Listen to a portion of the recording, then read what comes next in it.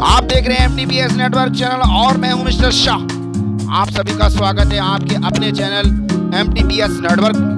MTPS network एक ऐसा channel है जो आपको देता है देश दुनिया की लेटेस्ट और ब्रेकिंग न्यूज।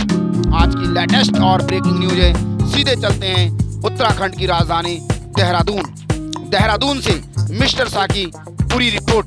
प्रदेश में आज मिले 15 नए संक्रमित मामले और उत्तराखंड में कुल मरीजों की संख्या हुई 126। सार 2 दिन पहले ग्रीन जोन में आए हरिद्वार में 32 दिन बाद आया नया संक्रमित मामला। क्या है पूरा मामला, सीधे चलते हैं देहरादून और देहरादून से मिस्टर शाह की रिपोर्ट। विस्तार से मैं आपको पूरी जानकारी देता हूं। आज शाम तक उत्तराखंड में 15 कोरोना संक्रमित मामले सामने आए हैं, जिसके बाद अब राज्य में कुल कोरोना संक्रमितों की संख्या हो गई है 126। वहीं इनमें से 53 मरीज ठीक हो चुके हैं। अपर सचिव युगल किशोर पंत ने बताया कि बुधवार को 717 सैंपल नेगेटिव मिले हैं। प्रदेश में कोरोना संक्रमण के 15 नए मामले मिले हैं। संक्रमित मामलों में टिहरी में से 5, उत्तरकाशी में 2, अल्मोड़ा और हरिद्वार में 1, उधम सिंह नगर में 5, नैनीताल जिले में 2 संक्रमित मरीज मिले हैं। उत्तरकाशी में 32 वर्षीय संक्रमित युवक पीरपुर हुड्डा का रहने वाला है और कुछ दिनों पहले दिल्ली से लौटा था। वहीं जिले में मुंबई से लौटे 29 वर्षीय युवक में भी कोरोना की पुष्टि पाई गई है। टिहरी में मिले सभी 5 संक्रमित मुंबई से लौटे हैं। हरिद्वार जनपद में रुड़की के महानपुर निवासी 38 वर्षीय व्यक्ति मुंबई से आया था। हाल ही में ग्रीन जोन में शामिल हुए हरिद्वार जिले में 32 दिन के बाद कोरोना का मामला सामने आया है। उधम सिंह नगर जनपद में रुद्रपुर निवासी 29 वर्षीय युवक, किच्छा निवासी 35 वर्षीय और जसपुर में 21 साल के 2 युवक कोरोना संक्रमित मिले हैं। ये चारों संक्रमित मरीज गुरुग्राम, मुंबई और गुजरात से लौटे हैं। अल्मोड़ा के रानीखेत में 19 वर्षीय युवक और नैनीताल जनपद में 29 वर्षीय युवती और 21 वर्षीय युवक में कोरोना की पुष्टि पाई गई है। अपर सचिव ने बताया कि प्रदेश में संक्रमित मामलों की संख्या अब 126 हो गई है। बुधवार को दून मेडिकल कॉलेज से एक संक्रमित मामला इलाज के बाद घर भेजा गया है। इसे मिलाकर प्रदेश में 53 मरीज ठीक हो चुके हैं। वहीं 66 संक्रमित मरीजों का इलाज जारी है। कोटद्वार में पिछले 12 दिनों में 2600 प्रवासी हुए होम क्वारंटीन।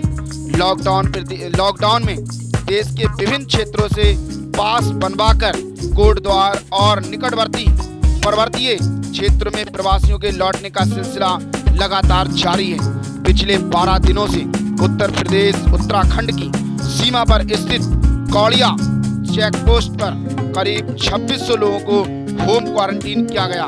कोटद्वार के कौड़िया चेक पोस्ट पर इन दिनों देश के विभिन्न शहरों से कोटद्वार, भाबर, दुगुड्डा ब्लॉक और जय हरिखाल, रिखड़ी खाल, नैनी टांडा, द्वारी खाल और यमकेश्वर और पीरोखाल ब्लॉक के प्रवासी अपने गांव को लौट रहे हैं। पिछले 12 दिनों से चेक पोस्ट पर लोगों की भीड़ भारी संख्या में उमड़ रही है। कई बार भीड़ अधिक होने की कारण सोशल डिस्टेंसिंग बनाने में पुलिस प्रशासन को अपना पसीना बहाना पड़ रहा है, जिसके बाद भीड़ को नियंत्रित करने के लिए प्रशासन ने चेक पोस्ट के नजदीक एक खेत में 4 काउंटर लगाकर थर्मल स्क्रीनिंग और पंजीकरण की व्यवस्था बनाई है। यहाँ पर अब सोशल डिस्टेंसिंग का पालन करते हुए लोग लाइन लगाकर होम क्वारंटीन की प्रक्रिया को पूरा कर रहे हैं। उधर दिल्ली, उत्तर प्रदेश, हरियाणा, पंजाब, राजस्थान, महाराष्ट्र, मध्य प्रदेश, गोवा, हिमाचल प्रदेश के विभिन्न शहरों से सैकड़ों की तादाद में प्रवासी आ रहे हैं। व्यवस्था बनाने के लिए प्रशासन जुटा हुआ है। एसडीएम योगेश मेहरा ने बताया कि कौरड़िया चेक पोस्ट पर भीड़ को नियंत्रित करने के लिए एक नजदीक में एक प्लॉट में व्यवस्था बनाई गई है। होम क्वारंटीन किए गए प्रवासियों को नियमों का सख्ती से पालन करने की हिदायत भी दी गई है। सैलून, स्पा और पार्लर खुल गए हैं। उत्तराखंड में देहरादून सहित अन्य जिलों में बुधवार से सैलून, स्पा और पार्लर खुल गए हैं। जिला अधिकारी डॉक्टर आशीष कुमार श्रीवास्तव ने मंगलवार को लॉकडाउन 4.0 के तहत बुधवार से नई व्यवस्था लागू कर दी गई है। उन्होंने बताया कि सैलून, स्पा एवं पार्लर भी खुलेंगे। इन दुकानों में एक व्यक्ति के सुविधा उपयोग के बाद सभी उपकरण सैनिटाइजर करने होंगे। दुकान के अंदर एक समय में अधिकतम 5 व्यक्ति, 2 स्टाफ, 3 उपभोक्ता ही मौजूद रहेंगे। शहर के बाजार सुबह 7 से शाम 4 बजे तक ही खुलेंगे। रविवार को डेयरी, फल, सब्जी की दुकान एवं मेडिकल स्टोर को छोड़कर सभी प्रतिष्ठान बंद रहेंगे। 1152 यात्रियों को लेकर श्रमिक एक्सप्रेस बिहार के लिए हुई रवाना। आज देहरादून में 1152 यात्रियों को लेकर श्रमिक एक्सप्रेस बिहार के लिए रवाना हो गई है। इससे पहले गोवा से प्रवासियों को लेकर श्रमिक एक्सप्रेस मंगलवार को सुबह 5:30 बजे हरिद्वार पहुंची और ट्रेन से पहुंचे 1282 प्रवासियों को बसों से उनके घर भेज दिया गया है। हरिद्वार के सभी 26 लोगों के सैंपल लेते हुए उन्हें होम क्वारंटीन कर दिया गया है। सभी के नाम, पते नोट करते हुए बसों में बैठाकर रवाना कर दिया गया है। 11 बजे तक सभी यात्रियों को 40 बसों में बैठाकर रवाना कर दिया गया है। रुद्रप्रयाग से कोरोना जांच के लिए 20 और सैंपल भेजे गए। रुद्रप्रयाग से स्वास्थ्य विभाग ने कोरोना जांच के लिए 20 और सैंपल भेजे गए हैं, जिसमें जिले में अभी 99 सैंपल जांच को भेजे गए हैं, जिसमें से 74 नेगेटिव आए हैं। मंगलवार को पौड़ी जनपद में गुरुग्राम से लौटे 25 वर्षीय युवक में भी कोरोना संक्रमण की पुष्टि हुई है। संक्रमित युवक मूल रूप से टिहरी जनपद के कीर्तिनगर विकास खंड का रहने वाला है, जिसके बाद सामुदायिक स्वास्थ्य केंद्र कीर्तिनगर के डॉक्टर और अन्य स्टाफ को क्वारंटीन कर दिया गया है। स्वास्थ्य विभाग और प्रशासन युवक के साथ यात्रा करने वालों को ट्रेस कर रहा है। युवक 27 लोगों के साथ हरिद्वार से कीर्तिनगर पहुंचा था। इसके बाद 15 लोग एक ही बस में गोवा से भेजे गए थे। वहीं नैनीताल में पॉजिटिव मिले 5 लोगों के बाद सूखाताल टीआरसी को सील कर दिया गया है। ये लोग टीआरसी में क्वारंटीन किए गए थे। जिस कमरे में ये लोग थे उसे कई बार सैनिटाइजर कर दिया गया है। नैनीताल जेल में कैदियों की रैंडम सैंपलिंग की जा रही है और देखा जा रहा है कि वहाँ पर और लोगों को तो किसी को कोरोना नहीं है। वहाँ पर भारी संख्या में जांच पड़ताल चल रही है और देखा जा रहा है किसी को किसी तरीके से और लोगों को कोरोना पॉजिटिव तो नहीं है, या कोई जो लोग मिले हैं वो उनकी ट्रैवल हिस्ट्री और उनके बारे में छानबीन चल रही है। एक और बड़ी खबर, नेपाल ने जारी किया देश का नया नक्शा। लिपुलेख, काला पानी और लिपियाधुरा को बताया अपना। नेपाल सरकार ने भारत के साथ सीमा विवाद के बाद देश का नया नक्शा जारी कर दिया है। नेपाल के इस नए नक्शे में कुल 395 वर्ग किलोमीटर के इलाके को अपना बताया है। इसमें लिपुलेख, काला पानी, लिपियाधुरा शामिल है। नेपाल के नए नक्शे के बाद दोनों देशों के बीच विवाद और गहरा हो सकता है। हाइलाइट्स में आपको बताता हूं, सीधे चलते हैं नेपाल। और नेपाल से ये बड़ी खबर, नेपाल सरकार ने अपने देश का नया राजनीतिक और प्रशासनिक नक्शा जारी कर दिया है। इस नए नक्शे में नेपाल ने लिपुलेख, कालापानी और लिपियाधुरा अपने देश का हिस्सा बताया है। नेपाल कुल 395 वर्ग किलोमीटर के भीतर भारतीय इलाके को अवैध रूप से अपना बता रहा है।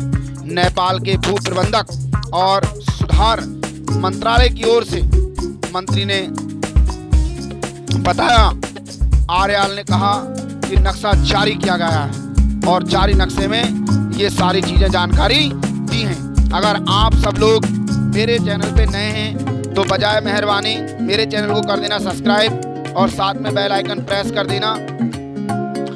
ठीक है, सीधे चलते हैं काठमांडू। नेपाल की राजधानी काठमांडू, और काठमांडू से मैं आपको पूरी रिपोर्ट बता रहा हूँ। भारत सरकार के विरोध के बाद भी नेपाल सरकार ने अपने देश का नया राजनीतिक और प्रशासनिक नक्शा जारी कर दिया है। इस नए नक्शे में नेपाल ने लिपुलेख, कालापानी और लिपियाधुरा के कुल 395 वर्ग किलोमीटर के भारतीय इलाके को अपना बताया है। नेपाल के भू प्रबंधक और सुधार मंत्रालय की ओर से मंत्री आर्याल ने नेपाल का ये नया नक्शा जारी कर दिया है। इससे पहले नेपाल सरकार ने ऐलान किया कि वह नया नक्शा जारी कर लिपुलेख, कालापानी और लिपियाधुरा को अपने क्षेत्र में शामिल करेगी। इस नक्शे को अब स्कूलों और सभी सरकारी कार्यालयों में इस्तेमाल किया जाएगा। आगे कहा कि नए नक्शे को संसद के समक्ष रखा जाएगा ताकि उनमें से किए गए संशोधन को मंजूरी दिलाई जा सकेगी। नक्शे में 395 वर्ग किलोमीटर के इलाके को शामिल किया गया है।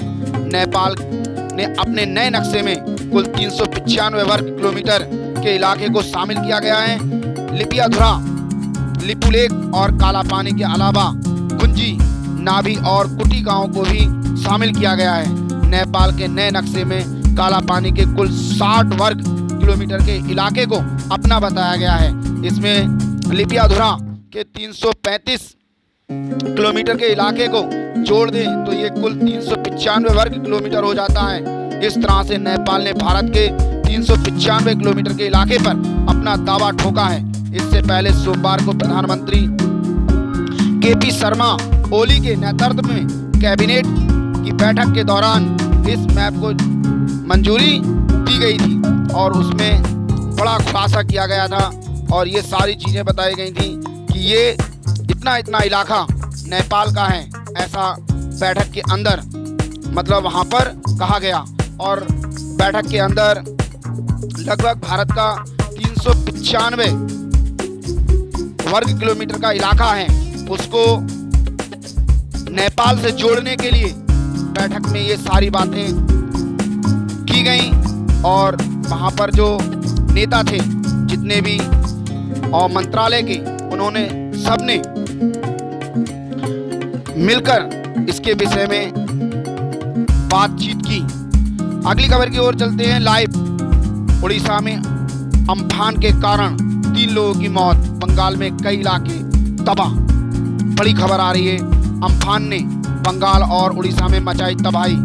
सीएम ममता बोली 10 से 12 लोगों की मौत की जानकारी। सीएम जो हैं बंगाल की, उन्होंने ममता बनर्जी ने 10 से 12 लोगों की मौत की जानकारी बताई है। पश्चिम बंगाल और उड़ीसा के कुछ हिस्सों में सुपर साइक्लोन अम्फान से जमकर तबाही मचाई गई है। यहाँ पर तूफानी हवाओं के साथ मूसलाधार बारिश हुई है। दोनों ही राज्यों के कई इलाकों में पेड़ और दीवारें गिर गई हैं। पश्चिम बंगाल की सीएम ममता बनर्जी ने कहा है कि ऐसा तूफान 283 साल पहले 1737 में आया था। उन्होंने बताया कि इसके बाद 10 से 12 लोगों की मौत की सूचना दी है। ताज़ा अपडेट के अकॉर्डिंग मैं हूं मिस्टर शाह और सीधे चलते हैं पश्चिम बंगाल।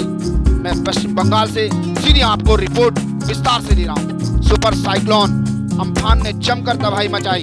उड़ीसा में अम्फान के कारण 3 लोगों की मौत हो चुकी है। पश्चिम बंगाल के सीएम ममता बनर्जी ने कहा है कि तूफान के कारण कई इलाके तबाह हो गए हैं, संचार बाधित हो गए हैं। स्थानीय लोगों की मदद से प्रशासन 5 लाख निवासियों को निकालने में सफल रहा। ऐसा विनाशकारी तूफान 1737 में आया था। सीएम ने कहा कि मैं वॉर रूम में बैठी थी, नवाना में मेरा कार्यालय हिल रहा है। तूफान देर रात तक जारी रहेगा। चक्रवात के कारण दक्षिणी और उत्तर 24 परगना लगभग पूरी तरह से तबाह हो गए हैं। उन्होंने बताया कि उनके पास 10 से 12 लोगों की मौत की सूचना मिली है। मौसम विभाग के मुताबिक अभी तूफान की गति 140-150 किलोमीटर प्रति घंटा से है। भारी बारिश और तूफान के बाद कोलकाता के कई इलाकों में बिजली गुल हो गई है। भुवनेश्वर मौसम विभाग के डायरेक्टर HR विश्वास ने बताया कि अम्फान एक गंभीर चक्रीय तूफान की तरह गुजरा और गुजरते वक्त ये इसकी गति 155 से 165 किलोमीटर प्रति घंटा थी, जो बढ़कर 185 तक हो गई है।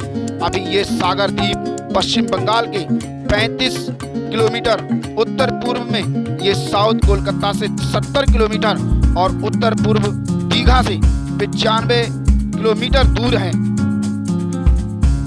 कोलकाता में हवा की रफ्तार 7:20 बजे से 133 किलोमीटर प्रति घंटे की चाल से थी। कोलकाता में हवा की जो रफ्तार थी 7:20 पर 133 किलोमीटर प्रति घंटे की चाल से थी और 6:47 पर 114 किलोमीटर प्रति घंटे में दर्ज की गई। दक्षिण कोलकाता से 70 किलोमीटर की दूरी पर अम्फान तूफान आया है। भारत के कोरोना ट्रैकर की बात करें तो भारत में जो कुल कंफर्म केस और कुल रिकवर केस और उसके साथ पूरे भारत से कितने लोगों की डेथ हो गई है, तो विस्तार से मैं आपको भारत के कोरोना ट्रैकर के बारे में बताता हूं और उसी के साथ पूरे विश्व के कोरोना ट्रैकर की बात करेंगे कि पूरे विश्व में कितने लोगों की मौत हो गई है, कुल कितने कंफर्म केस हैं और कितने रिकवर केस हैं। ये सारी जानकारी मैं आपको दे रहा हूं। मैं हूं मिस्टर शाह और मेरे माध्यम से आप कोरोना ट्रैकर की पूरी जानकारी लेंगे। तो भारत के कुल कंफर्म केस की बात करें तो इस वक्त 1,06,750 भारत में कुल कंफर्म केस हो गए हैं और भारत में रिकवर केस की बात करें तो 42,298 कोरोना वायरस से सही होकर जा चुके हैं घर। कह सकते हैं कि पूरे भारत से 42,298 लोग कोरोना वायरस से सही होकर जा चुके हैं घर और उसी के साथ पूरे भारत से 3,303 लोगों की मौत हो गई है। और पूरे विश्व के कोरोना ट्रैकर की बात करें दोस्तों तो 49,47,929 पूरे विश्व से कुल कंफर्म केस हैं और पूरे विश्व से रिकवर केस की बात करें तो 17,19,406 लोग पूरे विश्व से सही होकर जा चुके हैं अपने घर। और पूरे विश्व से डेथ केस की बात करें, मृत्यु केस की बात करें तो 3,24,872 लोगों की पूरे विश्व से हो गई है मौत। अगर आप सभी को MTPS नेटवर्क चैनल की ये न्यूज पसंद आई हो तो दोस्तों अपने चैनल को कर देना सब्सक्राइब और साथ में बेल आइकन प्रेस कर देना, जिससे आप लोगों के पास देश दुनिया की कोरोना वायरस से रिलेटिव जानकारी और लेटेस्ट अपडेट न्यूज मिलती रहे। MTPS नेटवर्क चैनल से जुड़े रहने के लिए मैं आप सभी का तहे दिल से धन्यवाद करता हूं। एक नई लेटेस्ट और ब्रेकिंग न्यूज के साथ फिर उपस्थित होऊंगा। तब तक के लिए आप MTPS नेटवर्क चैनल को देखते रहिए। आपका दिन